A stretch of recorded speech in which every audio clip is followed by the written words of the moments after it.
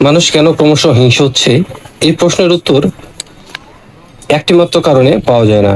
এটা অনেকগুলো কারণ হতে পারে, যেমন সামাজিক, মানসিক, অর্থনৈতিক ও প্রযুক্তিগত কারণ মিলে তৈরি হয় একটি জটিল প্রক্রিয়া। আমরা যদি ব্যাখ্যা করি তাহলে প্রথমে যে সমস্যাটি আসে সেটি হচ্ছে সামাজিক চাপ ও প্রতিযোগিতা বৃদ্ধি। এখনকার জীবনযাত্রার খরচ, চাকরির প্রতিযোগিতা, শিক্ষাগত চাপ সবই আগের চেয়ে অনেক বেশি। যখন মানুষ নিরাপত্তাহীনতা অনুভব করে তখন তারা অন্যের প্রতি কম সহানুভূতিশীল হয়ে ওঠে। দ্বিতীয়ত সমস্যা সেটি আসতে পারে হচ্ছে অর্থনৈতিক সমস্যা। ধনী গরিবের ফারাক যত বাড়ছে, হতাশা ও অসন্তোষও তত বাড়ছে। যারা পিছিয়ে পড়ে তারা কখনো কখনো হিংসা বা আগ্রাসনের মাধ্যমে ক্ষোভ প্রকাশ করে।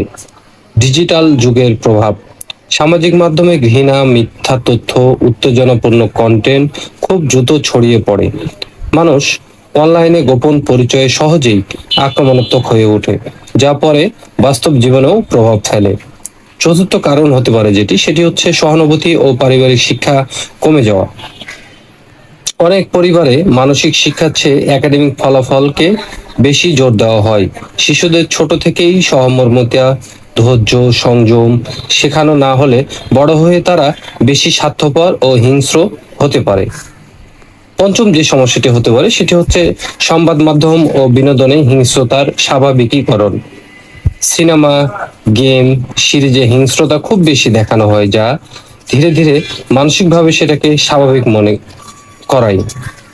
পঞ্চম থেকে ষষ্ঠ যে সমস্যাটি আসতে পারে সেটি হচ্ছে মানসিক স্বাস্থ্যের অবহেলা। বিষণ্ণতা, উদ্বেগ, ট্রমা এসব সমস্যার জন্য সঠিক চিকিৎসা বা পরামর্শ না পেলে রাগ, হিংসা জমতে থাকে। যদি আমরা এগুলো থেকে সমস্যার সমাধান পেতে চাই তাহলে রাষ্ট্রীয় কাঠামোর পাশাপাশি পারিবারিক, সামাজিক